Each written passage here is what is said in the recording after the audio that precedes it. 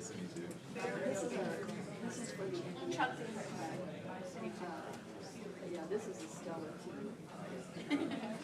We've done some great things. Baby step everywhere. Yeah, for a long time. We've been working on this for a while now. Yeah. Oh, just present on it. Yeah.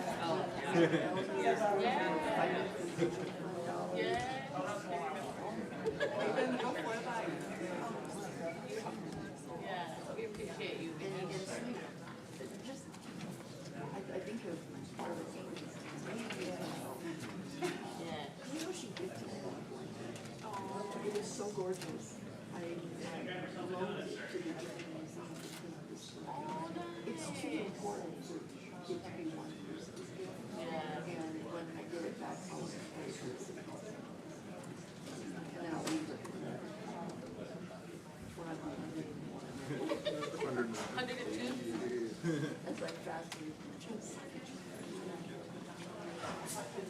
We're number one.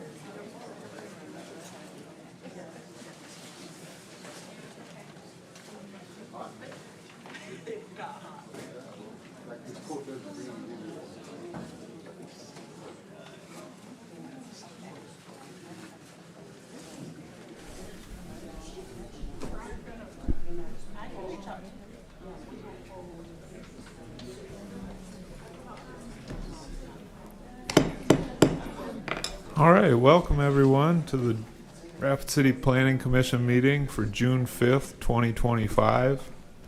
If any member of the audience wishes to speak to an item on the Planning Commission agenda today, there are speaker request forms over to the left side of the room on the table.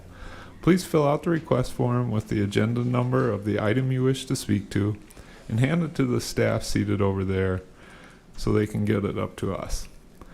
At this time, we would also like to ask that if any member of the audience has a cell phone or other electronic device, they either turn it off or turn the ringer to silent. If you need to take a call, please step out to the hallway so the meeting is not disrupted. Items 1 through 7 have been placed on the consent calendar today and may be approved as a group. Action will be taken on all consent items in accordance with staff's recommendation by a single vote.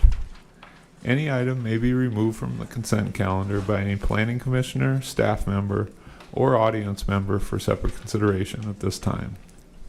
The findings of this planning commission are recommendations to the city council. The city council will make the final decision. Are there any items 1 through 7 that staff would like removed from the consent calendar for separate consideration? Items 6 and 7, please. Okay.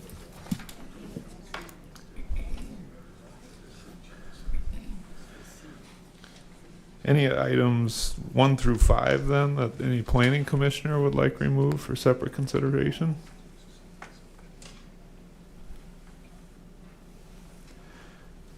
And would any audience member like any items from 1 through 5 removed for separate consideration at this time? The chair would then entertain a motion to approve items 1 through 5 in accordance with staff's recommendation. Motion to approve items 1 through 5 in accordance with staff's recommendations. Vince made the motion and Mike Quasney seconded that motion. Any discussion on the motion? Do you want to do them together? Mr. Chair, Yeah. I apologize. Are we to items 6 and 7? No. No. We'll wait. All those in favor of approving items 1 through 5 in accordance with staff's recommendation, please say aye. Aye. Any opposed? Motion carries. Now we're at item 6. Mr. Chair, we have some audience members today from the neighborhood that's associated with items 6 and 7. At a previous planning commission meeting, you had approved a preliminary subdivision plan to create some single-family and townhome lots on property along Sheridan Lake Road. So we thought it would be helpful to just pull these two items. Jessica will be reviewing them together to show you what area will be zoned LDR1 versus LDR2, and then there may be some questions from some of the neighbors as well. Okay. Jessica? Thank you. Thank you, Chair, Commission. Jessica Olson with Current Planning. I'm going to quickly show you the two aerials of each of the rezones. This is part of the plat, the rough at Arrowhead that was approved a few planning commissions ago. So there's two areas that they're moving forward with to do the final plat, which is the reason for the rezone at this time. The other areas would be rezoned later. This is a smaller area where there was a cul-de-sac, and I'll show you the master plan as well. This is down on Hideaway Lane. I think the neighbors in the audience are closer to the other one, sorry, which is extending Dunham and Westridge here. So there's this portion of the plat as well as one down here. We'll see that in the master plan. Currently, these are zoned general agricultural district. Typically, it's a holding zone for future development. It is low density neighborhood in the comprehensive plan. So this area was anticipating single family growth, low density single family growth in the future through our comprehensive plan. Dunham is a connection of a collector street here as well. That future connection would be made in future platting after those rezones are provided. They are limited in this phase because of the 40 unit rule, so the line is drawn to not exceed those 40 units for the 40 unit rule.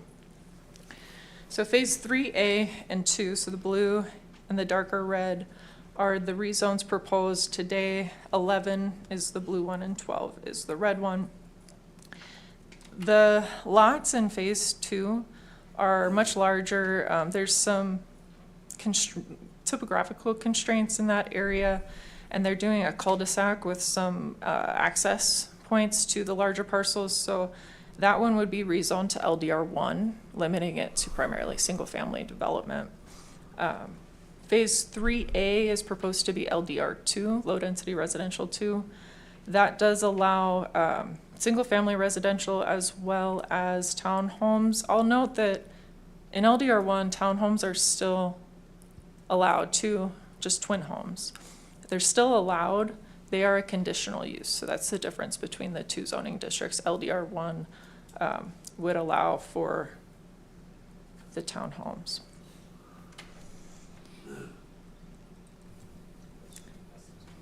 This is looking from, I believe this is the Westridge entrance. This is Dunham, thank you. This is looking back the opposite way. South. So they have a grading permit for this property currently. You can get a grading permit without necessarily being ready for a building permit. So they have been moving dirt, and I think there was some concerns from the audience on that as well.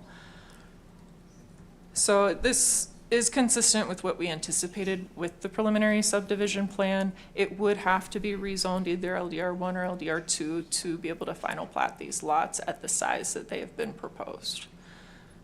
If you have any questions about the plat, Tanner is in the audience, and then the applicant is in the audience as well.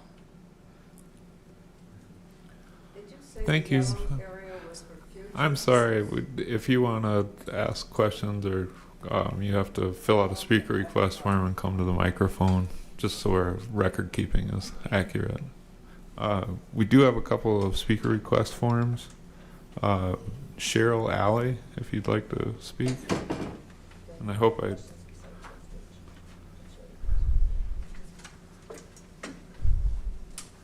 forgive me if I That's mispronounce your last name. It's Alan. A lot of our questions, at least a few of ours, is they live near Westridge Road. And for those of you who are well aware of Park Ridge subdivision, we've had a huge issue with water problems in that area, which this is going to border. And so one of our neighbors has already had to put in drainage stuff before from how that gyprock is in that subdivision that's about to be built. We're not saying it can't be built, but I want to know how the city's going to handle Westridge Road, because it is still terrible road. It is patched continually, and there's not a lot of homes going up Westridge Road, but it's our connector to Park Ridge Drive and the circles up there. So we're talking about a whole lot of homes that are going to be all of a sudden accessing off of West Ridge Road. Gotcha. Thank you. Mr. Chair? Vicki? That's a valid question. So while that is separate from the rezone that's on the agenda today, Jessica did visit a little bit about the associated preliminary subdivision plan that has already been approved by the Planning Commission and the City Council. Since then, the second phase, because plating is 3 phases, the second phase of the plating has been submitted. That's known as a development engineering plan application. That's when we get the construction plans, the drainage analysis, and how that's going to be dealt with. And so I'm not sure when that was submitted, but Todd Pekosh, our representative from the engineering division, is here. Todd, could you visit a little bit about what gets reviewed for drainage as a part of a plat? Todd? Yeah, for this project, actually, most of the drainage is going east and not down West Ridge. And the proposal is a pond that will be down kind of in the middle of the property where where that undevelopable green space area is labeled. So that pond will handle the drainage for the whole project. Okay. And at that final subdivision plan, that's when we also, the streets are studied as far as access to the new development and that. So you're correct, Mr. Chair. As a part of the application we have in right now, the development engineering plan application, the street layout, the drainage, not only for this development, but even for the yard drainage, as Cheryl noted, homes are going to get built. How's those individual lots going to address that drainage? So as a part of that plating, they are required to dedicate an 8-foot wide minor drainage and utility easement along all interior lot lines. So Jessica, if you just put the cursor down on a common lot line, so right there, that would have 16 feet that water then is taken to the street, or if there is drainage ways being secured to take it to the pond, that's the area that the water would traverse so that it doesn't go into the backyards of the adjacent lots. I guess I don't understand something, because the lots that on the bottom of the red zone, the first set of homes that are there, that property already is way above the homes that are sitting along Meadowbrook Drive, way above it. And they've been cutting it down and cutting it down. But I mean, I know we've been out there and walked. You're talking about a huge amount of water that's going to come down off of that first set of homes right there, especially if they're building twin homes there.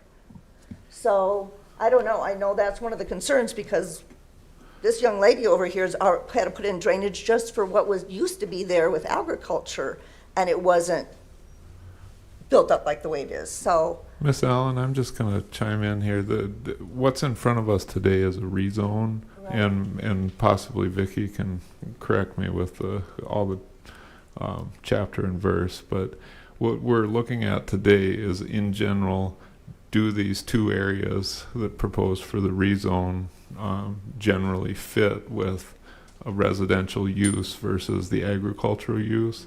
Once we get the final subdivision plan, that's the point where we evaluate the proposed drainage, I believe. Mr. Vicki? Chair, that drainage plan has been submitted with the development engineering plan.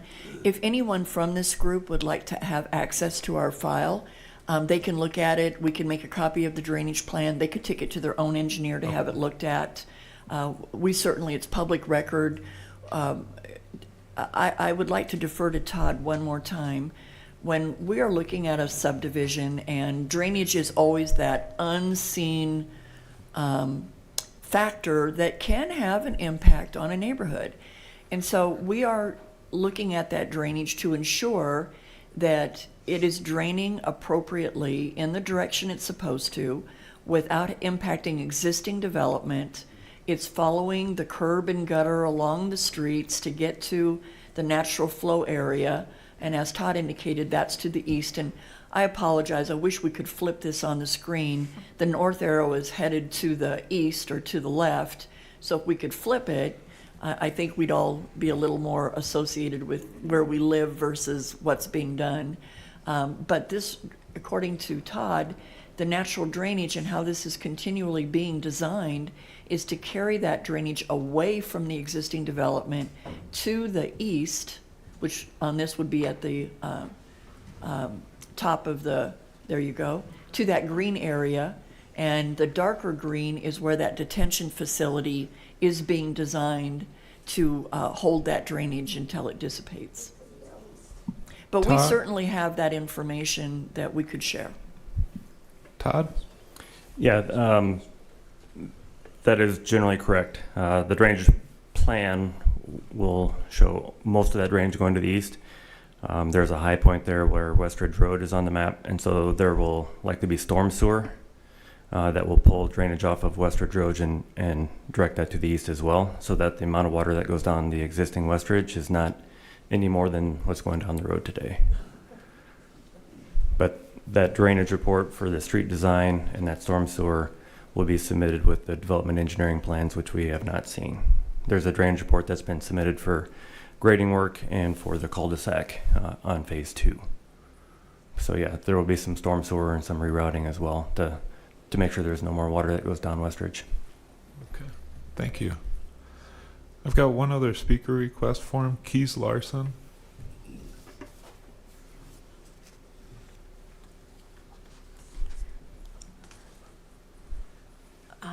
Good morning, everyone.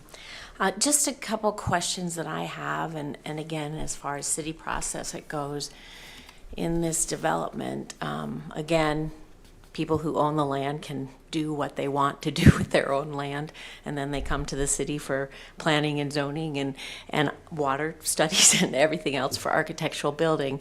One of my concerns, and again, I live in the blue area that is on this particular map on Hideaway Lane.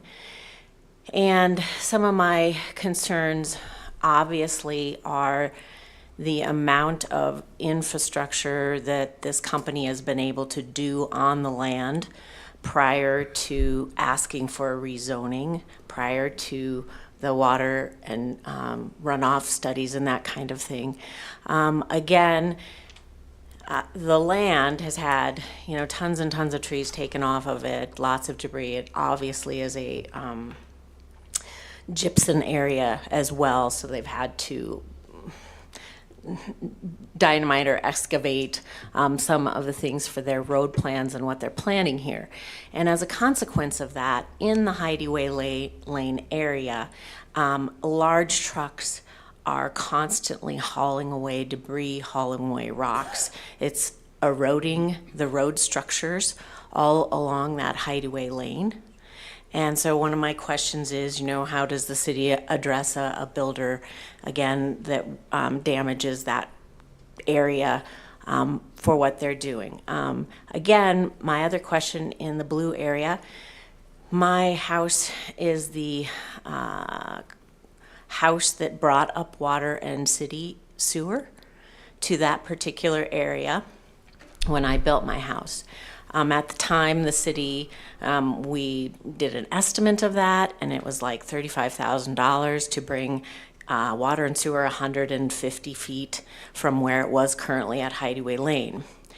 Suddenly, that was not approved by the city, and they wanted a 20 feet depth on the 150 feet to bring the water and sewer up to my residence, costing me and my husband $120,000 for 150 feet of water and sewer.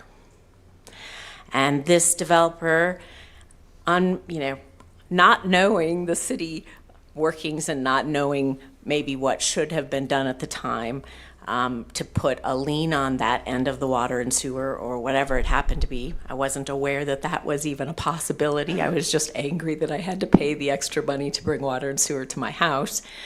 Now this developer is going to get onto this line and not have to do any major costs except for to bring the water and sewer up to that cul-de-sac. So again, maybe I'm just letting others know that there's a city process, I guess, for that to recoup costs on water and city. I don't think it's right. I don't think it is in the best interest of our area.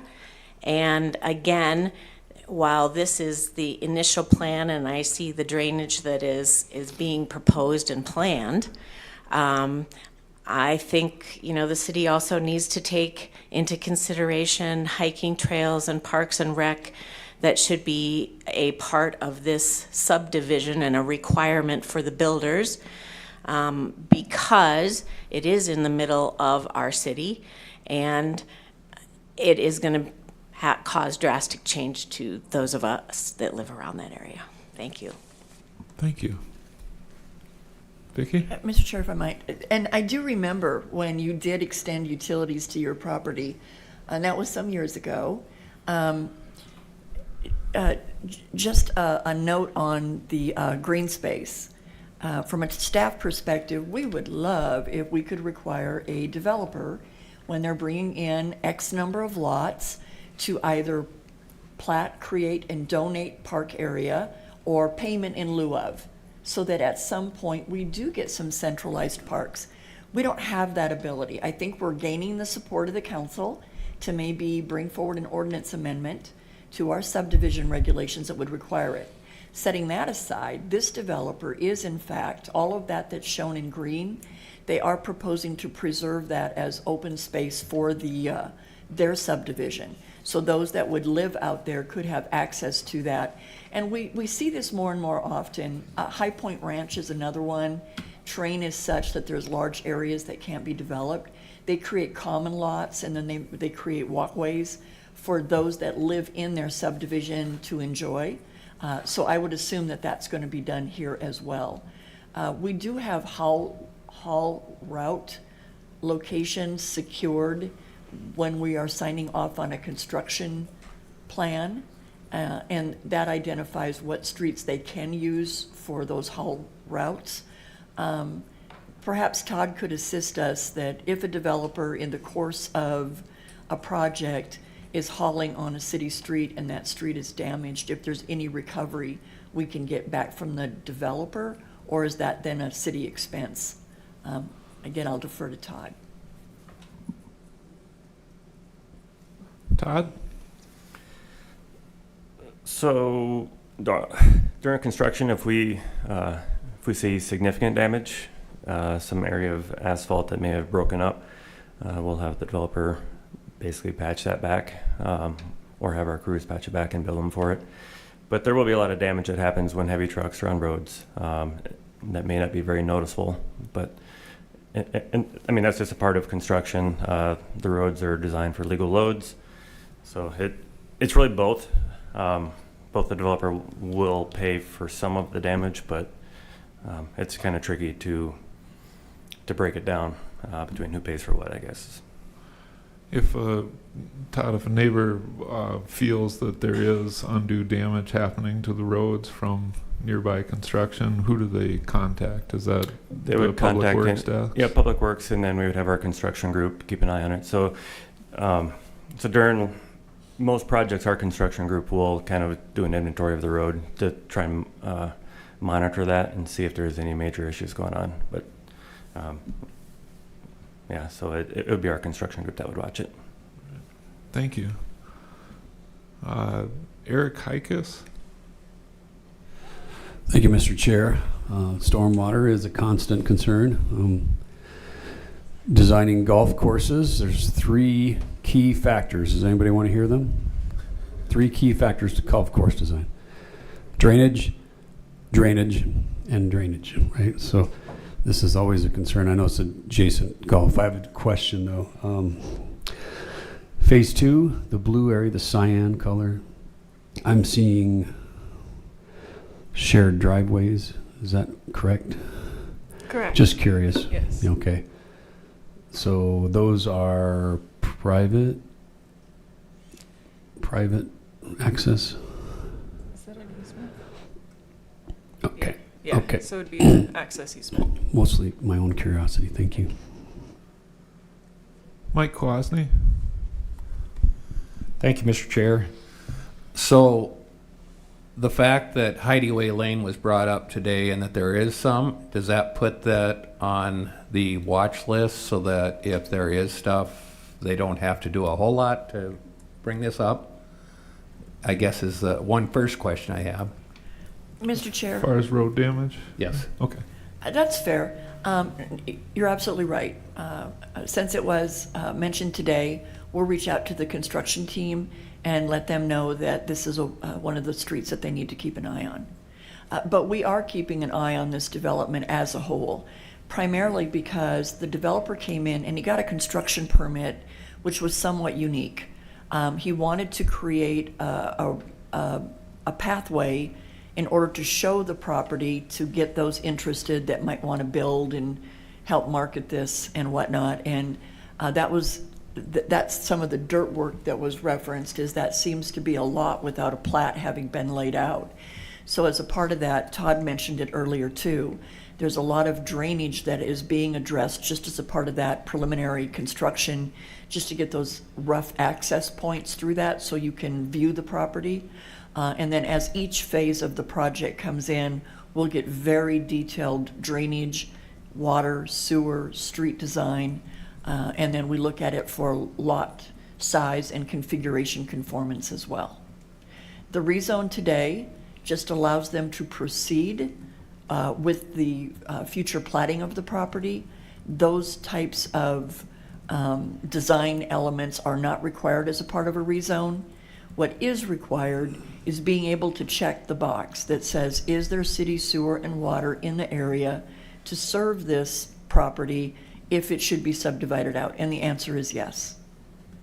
So that supports the rezone, along with the fact that our future land use plan has shown this area, along with the area adjacent to it. I can remember when some of these neighborhoods were platted, and we had similar conversations from existing neighbors as new lots were getting created. It is a concern. This is a beautiful area of our community. It is not flat. This is a three-dimensional part of our community. And so access and drainage continues to be concerns.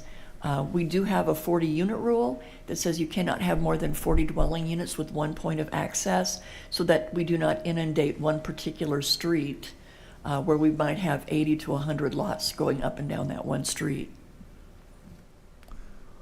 Okay, I guess that led into, you brought up the drainage. During the work that they're doing right now, is there a requirement for them to do drainage? Is there a permitting process? Because they haven't platted it, as I understand it right now, but they are being controlled on where the drainage is going right now. Because I think that was brought up as a concern also. Mr. Chair, I'll defer to Todd. Todd? Yeah, as part of a grading permit, they're required to submit a drainage report. So they're not adding any impervious area because they're just moving dirt. So the amount of runoff really doesn't change, but the drainage patterns will change. So for the grading that's going on now, as a part of the grading, they are constructing a channel to direct all that area in Westridge Road to the east. It's on the map there actually. If right to the right of phase 3A, there's a couple of dash lines in the red area, and that's where they have a drainage channel to direct all that water to the east down to that pond. So that was required as part of the grading permit, and then that's what's on the plans. They're not done grading yet, so then we'll see another drainage report for the street design itself that has the storm sewer and the inlet design, and we have not seen that part of it yet. Okay, during the grading that's going on right now, though, the problem is we have it where it's designed to be in there, but if there's a drainage problem, because we're taking out trees, we're making it land that is basically going to have, it rains, water's going to go somewhere. For the safety of the areas that are already, the homes that are already there, how do we tell them that we have it protected? Yeah, the first thing was to make sure that that channel is there, and I mean, is it there now? We'll have to send an inspector out there to verify that as far as where they're at with the project. Okay, Yep. because it's a valid concern that they have that Yep. they're working on this. Now all of a sudden we got a rainy season that shows up. now I've got a lot of problems, and we're giving the problem to the homeowners, and that's my concern as we go forward. And then I guess the other part I had is access, and it was brought up, Parkview is going to get a lot of extra running, a lot more use. What access points do we have for this, if we could point that out?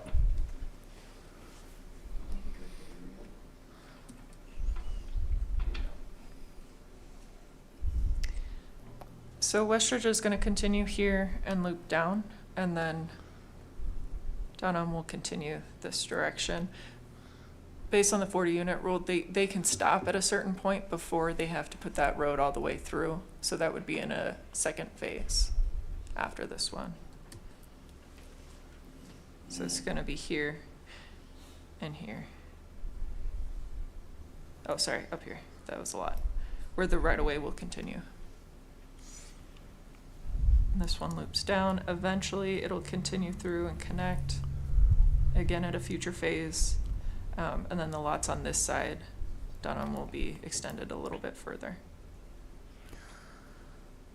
And I struggle a lot of times with this access. I brought it up at different meetings, but I just, at a future time, it just makes it real hard when you're putting, and I know we have the 40 home rule, but I just wish we could look at it and see how we could change that somewhat so that the people that are moving in or the people that are existing are not struggling as we make these developments. It's just, I think we're being awful hard on the communities that are out here by not having these access a little better before we put this. But again, that's a change that I think we need to look at. And so I bring it up for that reason, so that we can try to save a lot of heartache down the road here. So, and then we talked about the open space. Is there going to be access to those open spaces so that if these people would like to use these open spaces, or is it we're going through yards, or is there something that we need to put in here so that there is access to these open spaces so that they can get to them without going through somebody's yard? Mr. Chair. Vicki? So again, this is a rezone. It is not the land design plan, but wonderful comments because those phases of platting along that green space we've not yet seen. Typically what we would see in something like this is there'll be pedestrian access so that the local property owners within this subdivision, it won't be open to the public. It will be open to those that are part of this developer's homeowners association. They will be responsible probably to maintain that green space, and then there'll be pedestrian access, and we see that quite often. It's out at Orchard Meadows, it's in High Point Ranch, there's areas in Red Rocks where there's green spaces that are provided, and there might even be a sidewalk along two common lot lines so that folks can be out walking and get to different areas of this green space. So we'll see what the developer comes up with when he starts platting those phases. Right. Well, I agree this is a rezoning thing. If it isn't sometimes addressed, I guess it could change my vote whether I think it should be zoned this way if they're not going to do things to make this better for the community. So that's the only reason I bring that up, and I guess it's a call out to the developer to look at it and say, hey, we need this. And I think if the developer could eventually, all the developers would help put parks in or make sure that they're in areas for these neighborhoods, that would be great, but we'll see what happens. Thank you. Mr. Chair, Vicki? a representative of Advanced Engineering is in the audience today. I'm sure she's taking notes so that when we do see additional plats, a lot of these comments are clearly being addressed. And if there's any additional information that they can share with this neighborhood, we would encourage those conversations outside of this meeting as well. I would believe that looking at the history of this consulting firm, they bring forward great projects, they do developments throughout the community, and their goal is to preserve the integrity of the quality of life that exists in this neighborhood. The value of these homes that are being, these lots that are being created in large part are because of the existing wonderful development that they're adjacent to. And so we need to preserve that and take responsibility to ensure that we're not having that negative impact. When we look at our infrastructure design criteria manual, this is the manual that all the developers go to council and complain and say, it's so impossible to hit all the marks, it's such a cost to us that it's slowing down development in Rapid City, but we do it for this very reason, so that when we have existing development right up against new projects, we're ensuring that whether it is drainage, water, sewer, or access, that these design standards are being met with each and every phase of the project. We appreciate it when folks show up and they make these comments. It supports staff's position when we hold firm that we're not granting exceptions to design standards. Kelly? Thank you, Mr. Chair. I have a two-part question for Vicki and for Todd. But first, I'll get on my soapbox, and I do agree. He brought up a great point. If you're going to set aside green belts and common area for this development, how do they access it? I mean, this looks completely walled off. If people were to fence this, how do people 2 blocks away or 2 lots away get to this space? So I hope that the city council eventually gets to the point where they can put some leverage on developers, get it on record, get it in as a policy that, you know, we green belts and common areas is super important for this community. Having said that, you mentioned that there's a drainage easement per lot, 8 foot on each side. Is that 16? Is that exclusively for phase 3A, or is that for all of those phases in that lower belt there? And then the second part is, I'm assuming they all drain into those channels in between lots, and then that feeds into the detention pond. Is that accurate? I'm going to answer the first part and then defer to Todd on the second part. I think I know the answer, but that's his area of expertise. So whenever you are reviewing a plat, if it's industrial, commercial, or residential, there is a minimum requirement that there be an 8-foot wide minor drainage and utility easement along the interior lot line of every lot. So when you have abutting lots and you put those together, it's 16 feet. Right. And that's been in place since I came here in 1995. Okay. And then the second part is where they feed. Todd? So as far as the drainage getting to the pond, most of that drainage will be captured in inlets and piped and then discharge into a channel, like a major drainage channel. Okay. The minor easements are just for between the two property owners. Okay, thanks. Vince? Thank you, Chair. I just want to echo what Kelly and Mike said about the access to the green space. I think it's important to know, and I realize that, you know, that's not what we're doing right at this moment, but it's important for these developers to understand that we've been working on this, and ever since I've been on this commission, that this is very important to our city, and so that we all have access to the outdoors. I just wanted to make that point. Thank you. Eric Hikas? So, my untrained eye here, but thank you, Mr. Chair. There's a few points that I'm seeing in phase 3B and 4 that have a dashed line on that property line. Is that an access easement or they look like they would be an easement or an access point into the greenbelt? Maybe we could ask the designer about those. If the agent's willing to answer.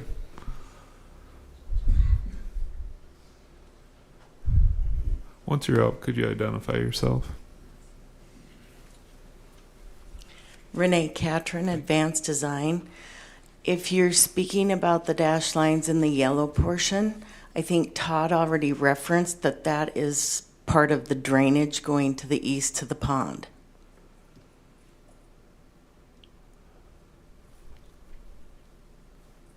All right. Thank you. I've got one other speaker request form from the audience. Barb Schmidt, if you'd like to address. Good morning. Thank you for allowing me to speak.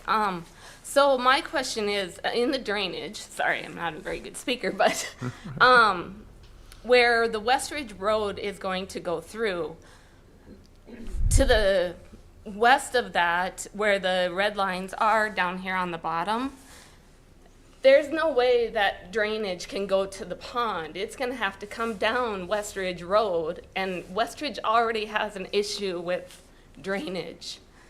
The other question is the easement between the two houses to bring Westridge into the new development is not like, I don't know, we always thought it was a little smaller than a road could fit through there.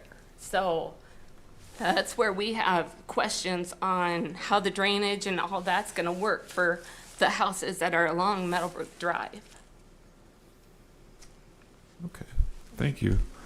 Todd, I'm going to ask you to chime in again. You mentioned earlier a ridge along there, and that's probably what she's referring to. There's some that's going to have to come west.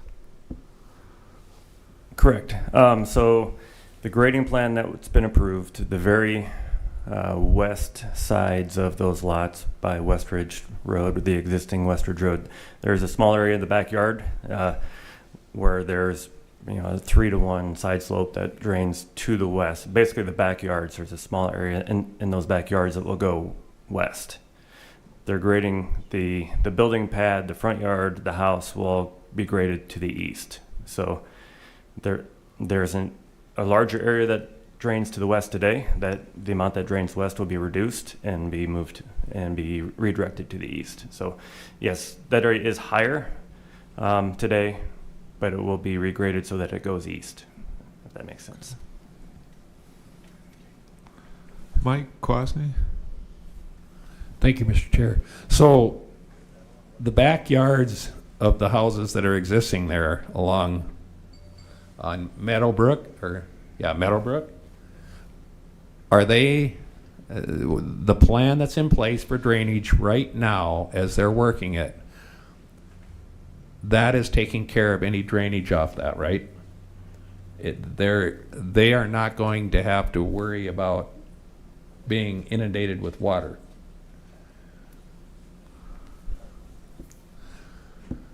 Todd? I would say that there should not be any more water draining onto their property than there is today. So if there's a problem today, there will still be a problem. It sounds like maybe there is a problem already, but that said, is there any alternative to put anything in place that would help alleviate that?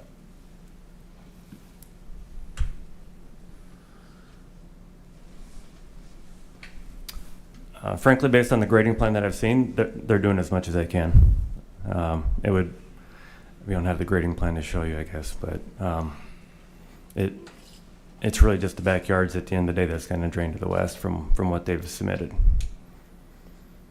And be happy to sit down with the grading plan with anyone that would like to see it. We can certainly make that available as far as what their plan is.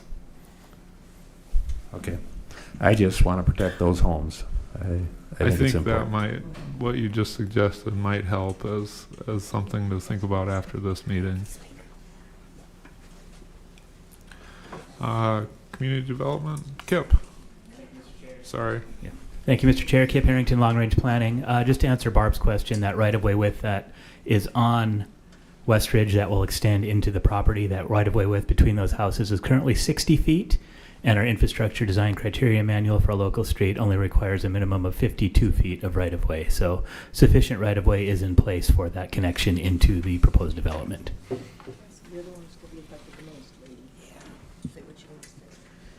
Karen? Thank you, Mr. Chair. I think Todd, what you're saying is that this current development that we're looking at right today, the drainage plans will be forthcoming and you'll know for sure what people can see. I think the question for me is, if the audience out here thinks that there's already a problem on West Ridge, where the water comes down, and that's what you're talking about, I believe, that would require something that's not part of this development that's going on. It's something that's already occurring. So that's something that the city would have to take into account and see what they can do to fix it. Is that an accurate statement?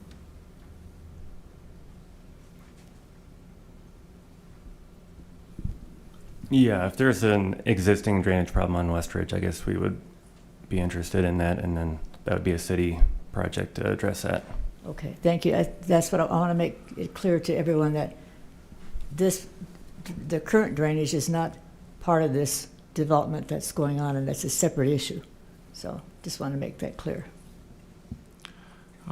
Speaker request from Dorothy Gresh. Again, thank you for allowing me to speak. I am in the house that will be the closest to Westridge Road. Westridge Road will abut my property. In the past, I have called city engineer because we've had flooding in our backyard. We've had to put in a French drain, and we've put in a kind of a trough to get the water away from it. We've actually had a lake in the backyard, but the city has, when I called, they said that there was nothing they could do about it. But I just want to be very sure that this drainage problem is addressed in this subdivision that's going in. Thank you. Thank you.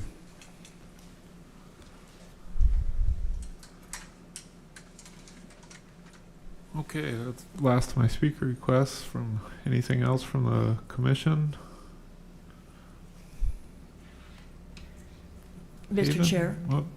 I just wanted to remind the Planning Commission and the audience as well that we will continue to see subdivision plats be submitted for the additional phases of development within this project. And they are welcome to attend any and all of those Planning Commission and City Council meetings that really gets down to the design, which would include a lot of the discussions that we're having today. Having said that, I think it's great that there's been some frank discussion identifying concerns and existing conditions of concern. We will have city staff take a look at Westridge, as well as the haul route that was mentioned for those condition reports as well. But we encourage anyone that would like to have access to those drainage plans to sit down with us or with the design team that the property owner has hired. Those are public record, and you are welcome to look at them to ensure that the drainage is being addressed. Thank you. Haven? Thank you. To address that access issue, it would appear that the extension of Westridge into this property is not part of this property. So that short stretch between Meadowbrook and the property appears to be a vacant lot. Is that, what's the ownership of that property? See, it's currently right of way. Thank you, yeah. I guess I kind of assumed that might be the case, that it was originally planned that Westridge would extend into this property. Thank you. Eric Hikas? Thank you, Mr. Chair. Move approval of rezoning from general agricultural to low density 1 and low density 2 on items 7 and 8. 6 and 7. Thank you. Missed it by 1. All right. Eric Hikas made the motion as stated in favor of the rezoning for items 6 and 7. Is there a second to that motion? Second. Jeff seconded that motion. Any comments on the motion? I'll just make a quick one. The rezoning makes sense to me. Ultimately, I think that that's in line with the future land use for this area. All the concerns brought up are exceptionally valid, and I believe the city staff needs to take those seriously in evaluating the future plans for this area. Vince? I just want to make sure that, thanks, Chair. I just want to make sure that I echo that. That's extremely important. I think Vicki pointed it out. Please stay engaged. Thank you. Any other comments on the motion to approve? All those in favor, please say aye. Aye. Any opposed? Aye. Okay. The motion carries with Mike Kwasny voting no.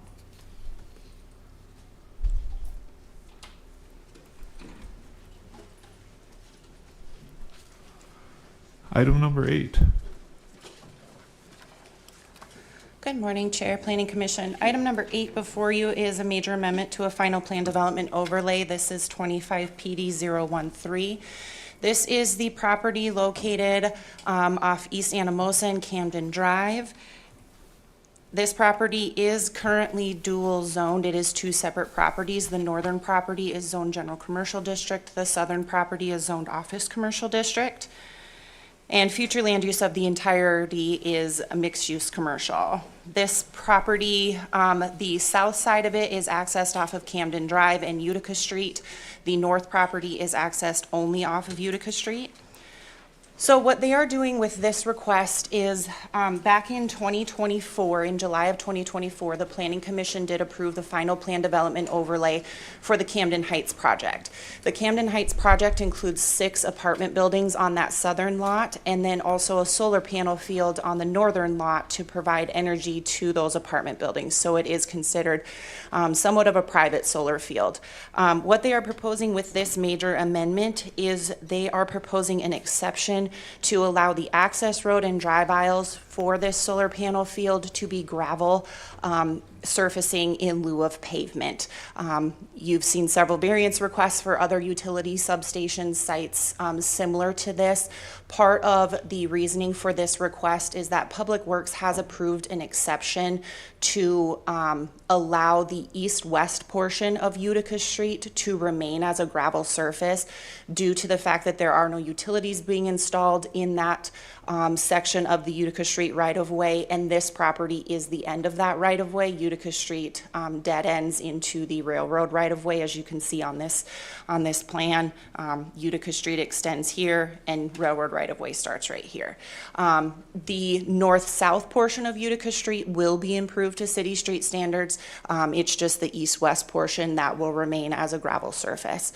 So that is the reasoning, part of the reasoning behind requesting that the access be gravel surface as well to this solar panel field. The other reasoning being the low traffic volume. The maintenance on these solar panel fields is anticipated to only generate probably a couple of trips a year.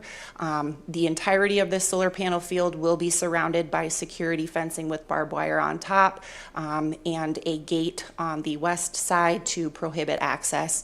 So staff is ultimately recommending approval of this major amendment with the stipulations noted. This is the gate that will be installed, and you can see that chain link fencing with the barbed wire on top. And then these are what those solar panels will look like in terms of elevation. This is that property where these will be where this solar panel field will be located. These are older pictures. This is looking north up Utica Street.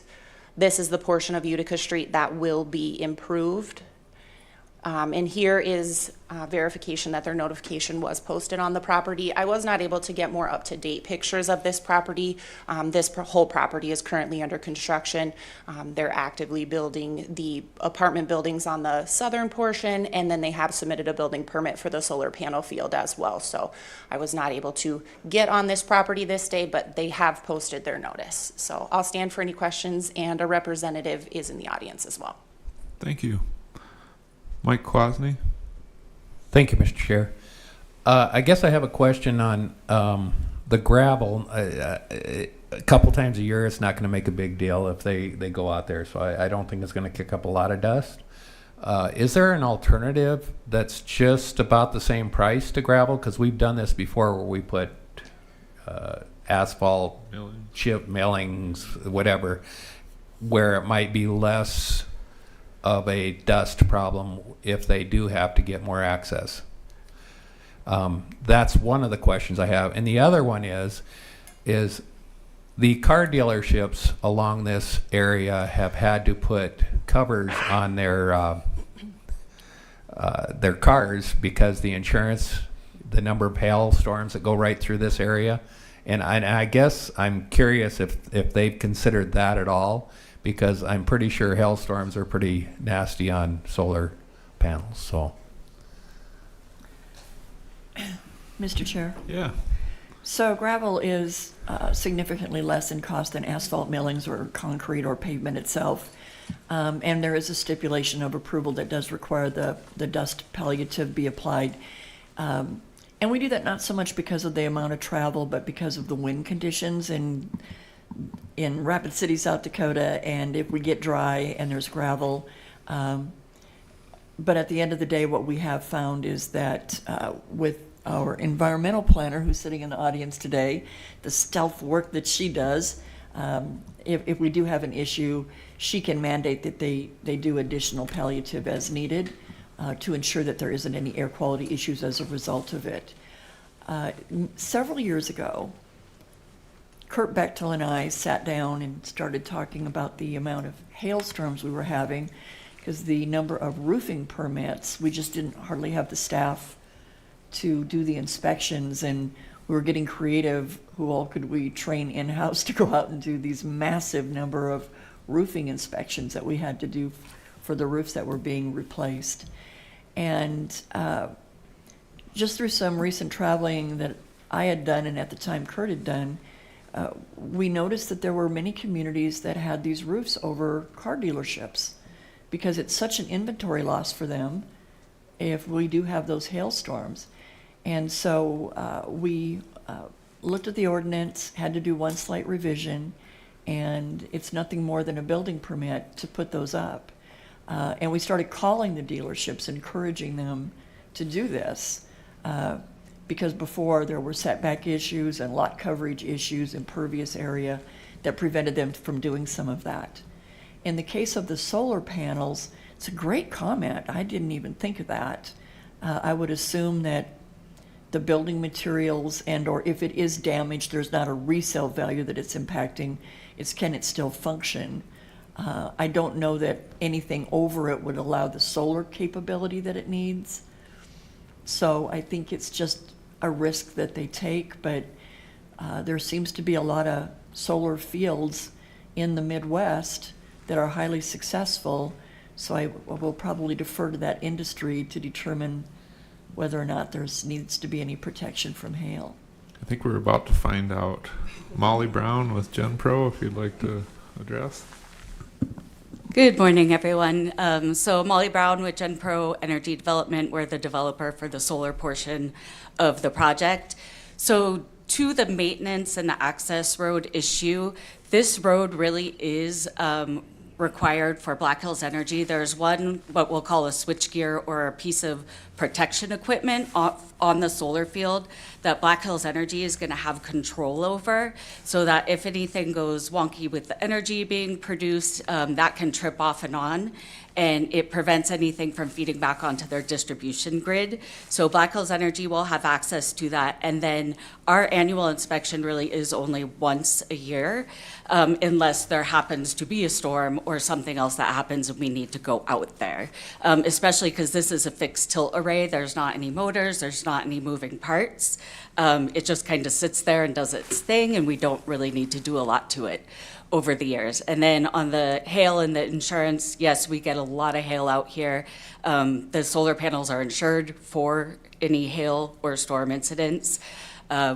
In all of the systems that we've had, Nebraska has way worse problems than we have up here in South Dakota, which might be a little surprising, but that's also because of the type of racking that we have on our systems down there.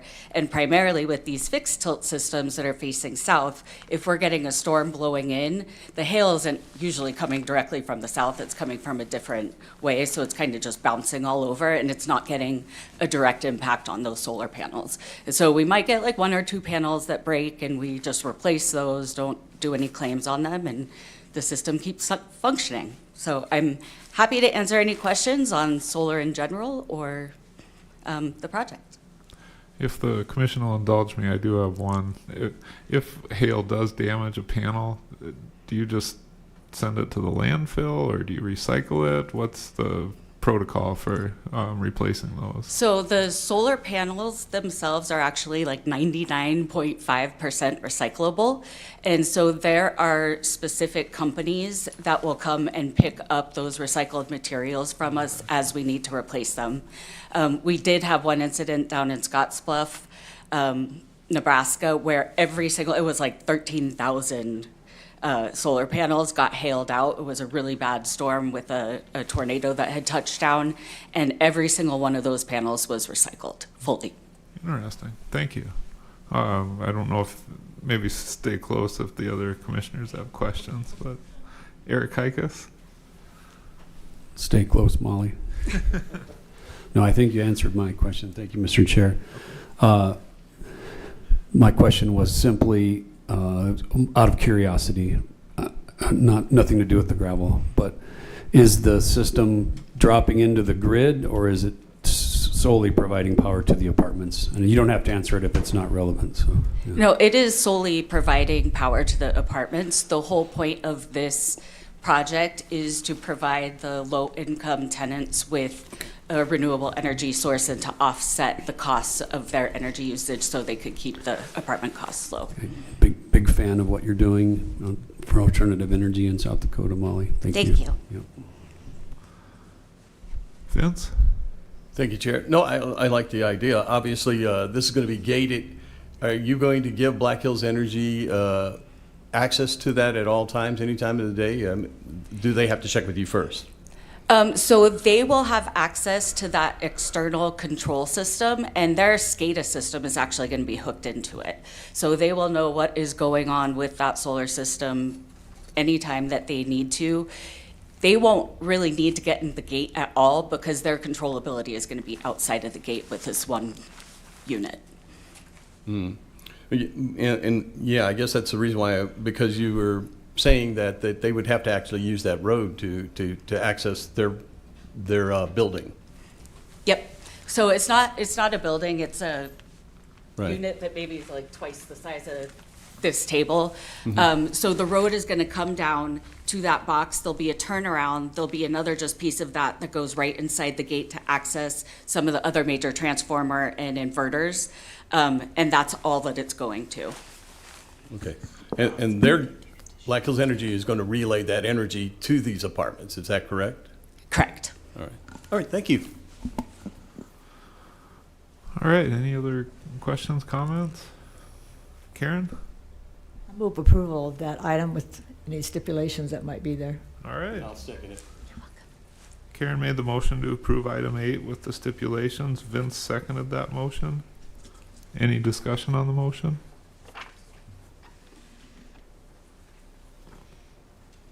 All those in favor, please say aye. Aye. Any opposed? Motion carries. Item number 9. Item number 9 before you is another major amendment to a plan development overlay. This is 25 PD 016. This request is to allow an oversized garage and a deck. So where we are at is 5100 Copper Hill Ridge. This property is currently zoned low density residential district 1, and future land use is low density neighborhood. And this property takes access off of Copper Hill Ridge, which is classified as a local street and does end at this property.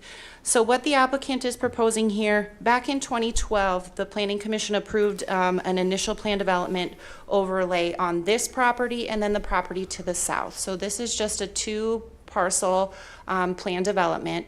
It was to allow the residents to remain on this north property and to construct a water tower on the south property. So in 2012, the initial plan development was approved, and then in 2014, the subsequent final plan development was approved and the water tower was constructed on the southern portion of the property. Currently, this property does contain an existing residence with a portion being an attached garage. What they are wanting to do is to construct a 2-story addition onto this house on the north side of the dwelling. You'll see the proposed addition here in this image. This addition will add about 1,135 square feet to the main floor and about 1,567 square feet to the lower level.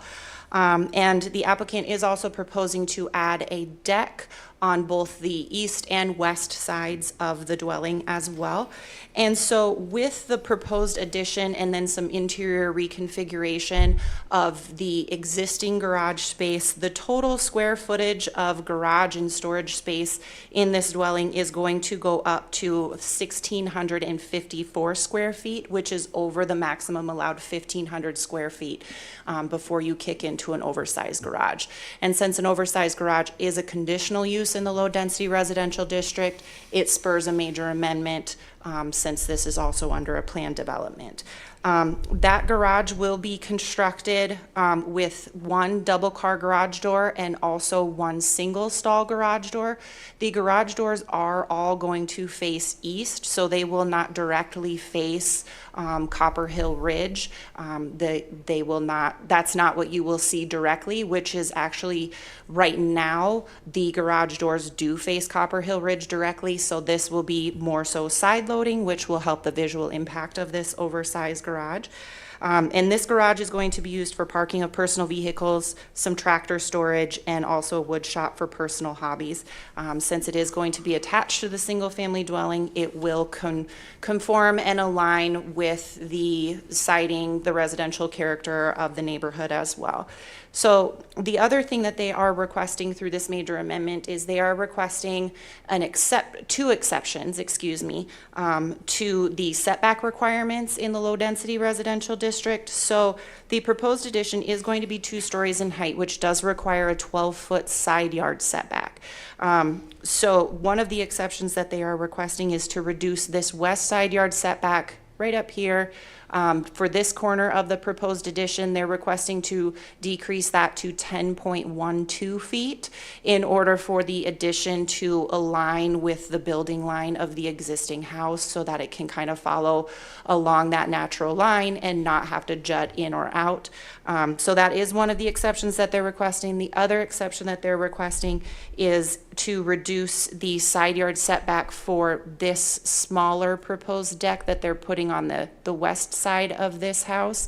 It would have to have a 6-foot setback. They're requesting to reduce that to 1.2 feet for that deck in order to allow that deck to come into existence. That deck is about 10 feet wide by 28 feet long. Currently, the house itself sits a little over 11.5 feet from that west side property line. So staff did look at both of those proposed setback reductions, and really we found that it still is in harmony with the general purpose of a setback requirement, which is generally to maintain neighborhood character and to ensure a level of privacy to neighboring properties. This property over here to the west is completely undeveloped property, largely encumbered by floodway and floodplain. This property actually overlooks the dog park on the over by Canyon Lake. So this property is undeveloped. There is also about a 75-foot cliff that starts at the west property line of this property and goes straight down. So the impact of having a setback reduction on the west side is pretty minimal to adjacent properties. And since you won't be able to see this from the neighboring properties, it's the least injurious to the surrounding neighborhood. The fire department did note that the location of this property is in a high wildland fire hazard area, so they do want a review of the property to be conducted to determine if there are mitigation efforts needed. So that is noted as a stipulation of approval in here, that they do work with the Life and Fire Safety Division of the fire department to do a study or a review of that, and if mitigation plans are required, they do need to have those in place and implemented within 1 year as a stipulation of the approval if this is approved. So this is the lower level layout of the garage of what they are adding. This is the upper level addition. So on the upper level, it is living space. And then this is what the elevations are going to look like. So this is looking at the property from the east. So you can see both of these garage doors are going to face east. This will be the north elevation. This one up top is the west elevation, so this is the deck that would overlook that cliff portion. And then this is the south elevation. Here's some 3D elevations of what it'll look like a little bit more. So this is the property as it currently exists today. So this right here is the garage currently. So there's 2 garage doors right here. You can see they directly face Copper Hill Ridge, which is down here. The new proposed configuration will have those garage doors on this side of the structure rather than directly facing Copper Hill Ridge. This is a close-up of the setback that's going to be encroached on. So that new building line is going to follow along in here, and then that new deck would encroach over into this area. And then this is looking south down into the surrounding neighborhood. This property does not, the driveway does not extend any further beyond this property. And then this is looking south down Copper Hill Ridge. So staff is ultimately recommending approval of this major amendment with the stipulations identified in the staff report, and I will stand for any questions if you have some. Thank you. Mike Kwasny? Thank you, Mr. Chair. Have there been any neighbor comments at all? No, I have not received anything from the neighbors. Okay.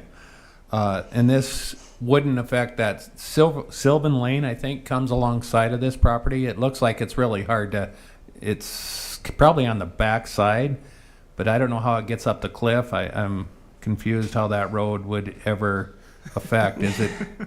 This road right here, you mean? Yeah. Yeah, it dead ends at that cliff down there. And there's just no, that will be no, so none of that property, that green property is really developable. It's floodplain type, okay. Yep. This down here is largely encumbered by floodplain. The creek runs, it's floodway and floodplain. The creek runs right down in through there. The dog park is just kind of over right in here. Yep. And I think this is a beautiful design. I want the house. Anyhow, with that said, I would make this a motion to approve with stipulations as put in our. All right. Mike made his motion with stipulations. Is there a second? Vince seconded that motion. Any discussion on the motion? Yeah, I'll just throw in, I think this is a really nice plan. It seems very respectful to the neighborhood, and I've got no reservations here. Anything else? All those in favor, please say aye. Aye. Any opposed? Motion carries. Item number 10.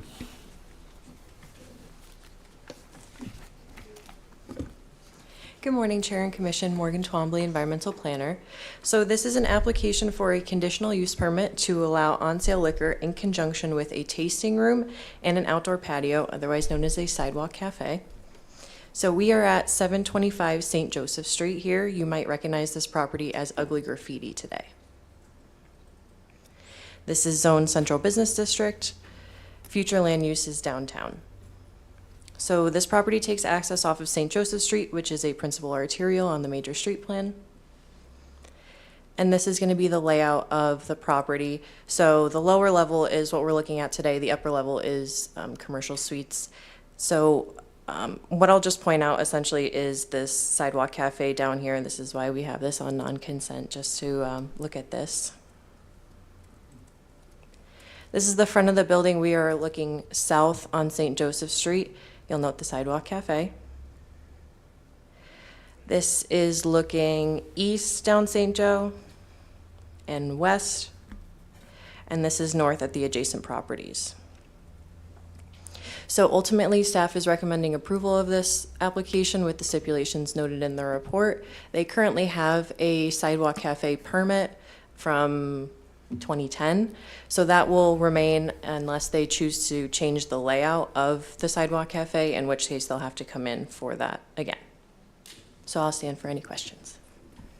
Mr. Chair. Vicki? So there was a sidewalk cafe permit that had been issued under a prior user, and the renewal of that cafe has expired. We get certificate of insurance liability, so that if anyone walking down the sidewalk should trip on any component of the sidewalk cafe, and the operator of the business were to be sued, or the city is to be sued, it protects us. That insurance covers us, I think, up to $1 million, and then the property owner up to $1 million. So we have a stipulation in there that reminds them that before they can operate the sidewalk cafe, we'll need to have that permit updated, and then we'll secure that certificate of liability insurance with the new operators to protect the city and them in case anyone should have a cause to file a claim. All right, thank you. Haven. Thank you. Your comments there, Vicki, about this particular sidewalk cafe, I assume they apply to all of the sidewalk cafes in the city? That is correct. And I believe we previously have approved both the on-sale liquor and the sidewalk cafe for this property, if I remember right, over the last few years. So I would move approval with stipulations. All right, Haven made the motion. Eric Heikus seconded that motion to approve with stipulations. Any discussion on the motion? All those in favor, please say aye. Aye. Any opposed? Motion carries. That takes us to the end of the detailed agenda. Is there anything to add, Vicki? Just to remind you that at our last meeting, Kip's phone went off, and it was an obnoxious noise. And so he was required to bring donuts today, and you'll find them sitting over by Chip. So please help yourself on the way out. Good job today, guys. We had some unusual items on the agenda. You did a great job vetting them. Appreciate all that you do. All right, anything, Mike? I guess I'd like to make it public that the Anamosa Street Bridge that was supposed to be done in October is still going on, and I hope that the city can put any pressure possible on DOT to get that done. They've moved it from, in my conversations with them, from the end of May to the beginning of June to the mid-June. Now it's July. And we're affecting I-190, tourists coming into our community. We're allowing this to go on at a rate that is just unbelievable to me. And I think if the city can put any pressure on it, I put all the pressure I can to DOT because they're tired of talking to me. But something needs to be done to make sure this gets done in a timely fashion. The Anamosa Street, right at the school there, it goes across I-190, but they're affecting the people coming down into town, people going to and from work, tourists coming in now. It's just absolutely ridiculous. This should have been done in October, and we're talking July now. And it doesn't feel like there's enough pressure put on it. So I bring that up only as a comment that I hope the city gets involved and really puts pressure on them because it's gotten stupid. Mr. Chair? Vicki. So the city does work very well with DOT, and we actually have quarterly meetings where we go over every single project, street project that is in our area that the state is working on, as well as what we're working on. It's not so much whether we allow it, the state trumps us, but we do everything we can to work with them and encourage them to bring resolution to things as quickly as possible. And for the most part, they're very cognitive of that. Things do happen, and even on city projects, we get frustrated when we're working with a contractor that is doing a street improvement and it takes longer than we think it should, because it is an inconvenience. But we appreciate those comments, and we'll certainly let the state representative know that it was discussed at Planning Commission. They will not be surprised. Eric Heikus. I'll join in with you, Mike, on that one. I'm not a traffic engineer, but when you look at the Connect Home Center intersection there and how they're funneling down to one lane there, you're kind of wondering, why is all this necessary? Do we have to funnel it here? That intersection is really backed up all the time, and I think it's a little bit dangerous. So I would especially advise. with the train coming through. Yeah, that's tough. So, oh, and then I have a story that every time we see that graffitis. Chamberlain Architects that building, so I tried to buy that building back 25 years ago. It was on the market for 6 minutes. It was snatched up immediately. I think that is just a wonderful building. I wish I would have been able to purchase it back then, but to see it now, I'm always like, oh yeah, I wish I could have bought it. Right? So. All right, anything else from the commission? Motion to, no, never mind. All right, anybody else have a motion to adjourn? Haven, it looks like you do. I was waiting. Haven made the motion I'll to second adjourn, and Vince seconded it. All those in favor, please say aye. Thanks.